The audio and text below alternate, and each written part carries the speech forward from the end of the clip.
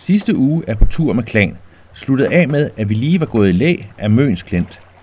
Kursen var sat mod Hesnæs på Falster, og nu skulle vi bare krydse Hjelm Bugt.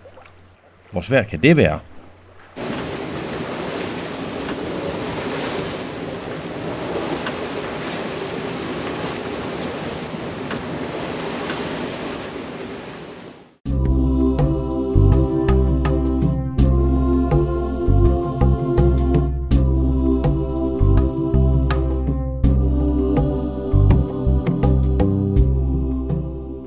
Det handler om destinationen, men i lige så høj grad om rejsen dertil. Det handler om at udnytte båden mest muligt, men samtidig også have tid til at fordybe sig. Det handler om de øjeblikke, man ikke vil glemme, og så selvfølgelig de øjeblikke, man godt vil glemme. Det her er På tur med Klan. Og hvordan var turen i dag? Det var ikke den bedste mands minde. Det blæste mere, end der var behageligt for mig. Jeg har sagt Ulrik. Et snit for katten i fingrene i går gjorde, at jeg har blødt ud over gulvet på badeværelset. Mens jeg kastede op, selvfølgelig, hvornår skulle det ellers være. Jeg har vredet om på min ene fod. Jeg har fået mast min langmand. Og jeg var den, der lå ned om læge, imens Dennis han knoklede ude på vandet. Jeg var ikke til pæn brug. Jeg var faktisk slet ikke til nytte. Jeg var bare en fyldklat, der sad på båden. Dennis han gjorde et bravt stykke arbejde, fordi der var fra Møn og herhen til Hesnæs, der var Dennis alene om at sejle båd igen. Så nu skal jeg have noget at spise. Klokken den er 12:30, og vi står op klokken 4, og det her det bliver mit første måltid. Så jeg er sulten, det vil jeg godt indrømme. Efter 8,5 timer er jeg faktisk gået hen og blev sulten. Så nu skal vi have en gang frokost og en lur, og så skal vi ud og se det her lokalområde, for det ser faktisk vildt hyggeligt ud. Der er strand lige på begge sider af havnen. Ja, det blev lidt en spændende tur her til sidst. Egentlig ikke fordi der var så meget vind, som Sasha giver udtryk for. Mest fordi der var noget krabsø, som gjorde, at vi tossede rundt over det hele. Lige nede omkring Grønsund, der accelererede vinden så godt nok op, og der var der en del tryk på. Men ikke noget, som båden ikke kunne håndtere. Vi tror, vi lå og sejlede 7,5 knop for kryds, hvilket er ganske fint i en båd i nogenlunde balance, men på grund af det her krabsø, så var det lidt en ubehagelig tur for dem, der var nede om lag, tror jeg. Det er blevet sindssygt varmt nede i havnen, og efter at have fået en lille lur på et par timer, jamen så er vi nogenlunde friske, og så tænkte vi, at vi ville lige gå en tur. Og Hesnæs havn, den er jo faktisk omgivet af skov, så det er jo ret nærliggende at gå op i skoven, ikke? Der er heller ikke så varmt, og det er ret hyggeligt.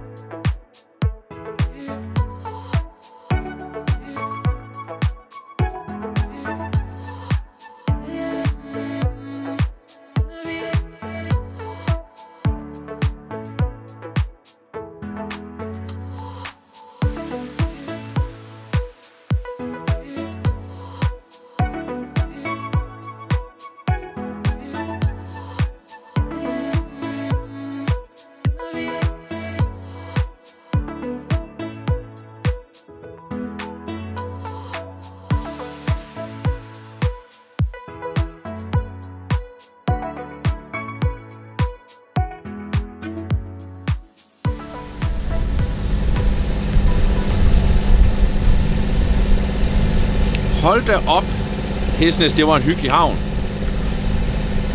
Helt lille, hyggeligt. Der er, altså man er ligesom omringet, eller man er omgivet af naturen, fordi der er ikke nogen by i nærheden af.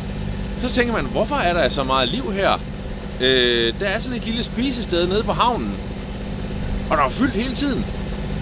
Virkelig høj kvalitetsmad, og de havde fået mod at skabe liv omkring den her havn, så det valgfartede bare ned med mennesker ud til det her sted. Og jeg kan godt forstå, at folk tager derned alligevel, fordi selve havnen er omgivet af 2 virkelig lækre strande. Og hvis du ikke lige er til strand, så kan du gå ind i skoven og gå en tur der. Men det er natur, man kommer for. Og så selvfølgelig hyggen, ikke? Faciliteterne, de er egentlig okay. Man kan sige, der er ikke nogen indkøbsmuligheder i nærheden. Der er Stubbekøbing. Der tror jeg, der var... Jeg tror omkring lige knap 15 kilometer. Så det er i hvert fald på cykel. Og så er det selvfølgelig de her spisesteder. Vand, det kan man ikke få. Jo, i dunke. Så kan du gå op til en vandhane og hente det. Strøm, det var der masser af. Men jeg kan godt se, hvis du er blæst inde her, som nogen vi har talt med var, og de har været herinde i 4 dage, så vil vi i hvert fald begynde at kæmpe lidt med vandet, fordi vi har ikke nogen dunk med, fordi vi har jo vand ombord. Så måtte vi låne en dunk og så fylde op og fylde op og fylde op og fylde op. Det er også en hård opgang. Men hold da op, det var hyggeligt. Kommer vi tilbage? Ja, det siger vi jo til næsten alle havne. Vi kommer helt sikkert tilbage. Jamen, vi skal også sejle mange år endnu. Så den er i hvert fald for os, hvis vi skal herind i Grønsund, som vi er på vej ind i nu, der synes jeg altså virkelig, at den er placeret rigtig, rigtig godt, den her. Til lige et stopover, inden man begiver sig ind igennem. Der er selvfølgelig også mange havne herinde. Hold da op, det er lækkert. Og naturen. Wow! Kursen den er lagt ind imod Grønsund.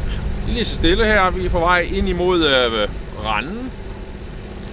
Og vi ligger og motorsejler. Vi er fuggende op lige til at hjælpe os lidt. Men motoren er på i dag, fordi rundt, smalle kanaler. Der er vestenvind, så det er lige mod. Jeg gider ikke kryds. Ikke i sådan nogle små steder. Så der skal vi igennem i dag. Ned syd om, Femø, og så er planen at komme ned til Kravnes. Det er en tur på 36 sømil. Med den her fart, så vil det tage 7 timer, det er knap. Så ser vi, hvordan det går spænder an, når vi kommer længere ind.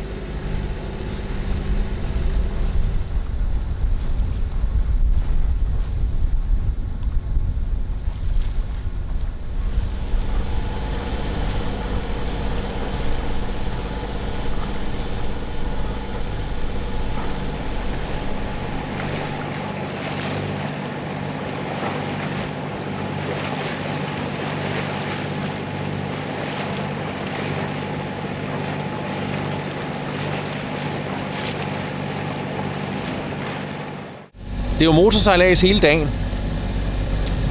Og det er jo noget, vi har valgt, fordi vi ikke gider at sidde og krydse. Men det gør nu egentlig ikke så meget, fordi der er noget at se på det meste af tiden. Lige nu er vi godt nok på vej ud i det åbne stykke ude i Smålandsfarvandet her efter broerne ved Vordingborg, eller Masne Sø. Og har vi lige et lille stykke her i det åbne.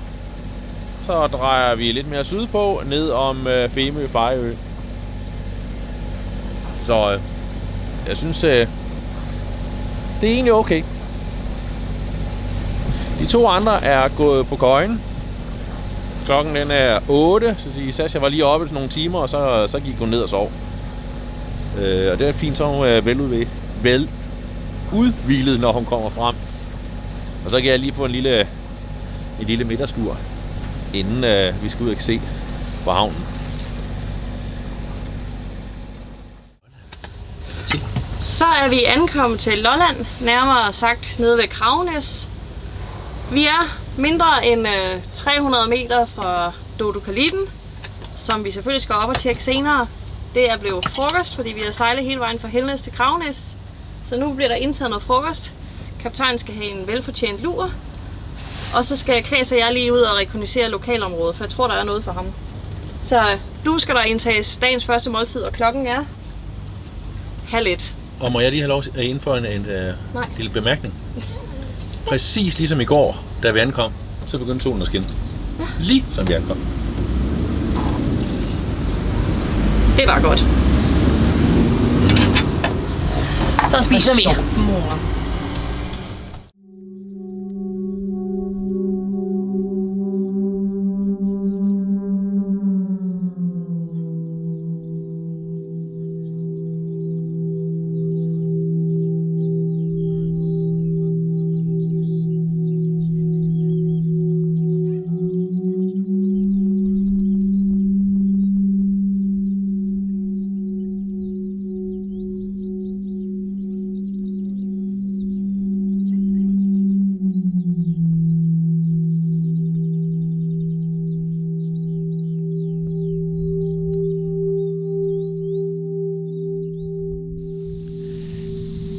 Jeg er jo nok mest bare en bonderøv fra Jylland af, og er på ingen måde særlig kulturel.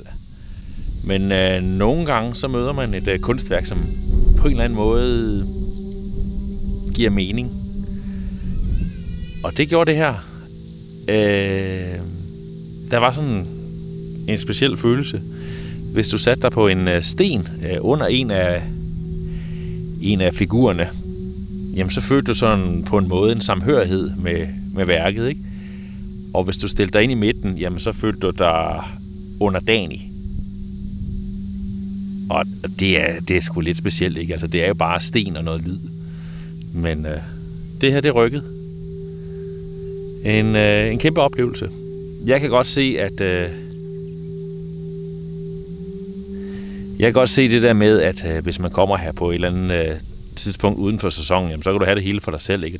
Det kan jeg også et eller andet, ikke? Men vi fik det til at lykkes, selvom der er rigtig, rigtig mange mennesker her i uge 29, der kommer op og ser det.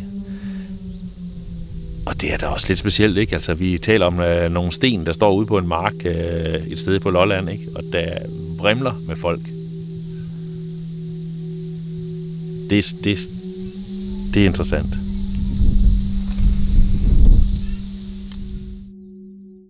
Lige ved siden af Dodekalitten ligger der en 5.000 år gammel jættestue. Og den skal vi to drenge selvfølgelig ind og kigge på. Hej mor. Hvad er der så?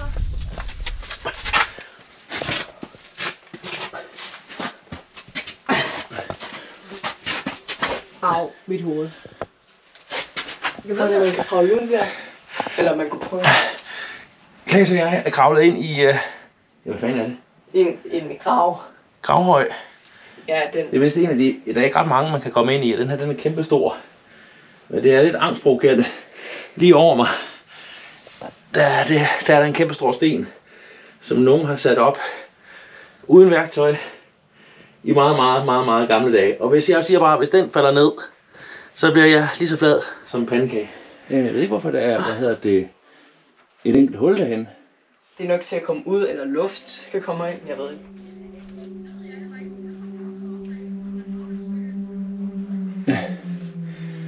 Mor siger, at man kan stå op. Ja, man kan stå op. Nej, det kan man ikke. Der skal man i hvert fald være meget lille. Og hvad du får for det? Så ikke sige noget på den måde, jeg går.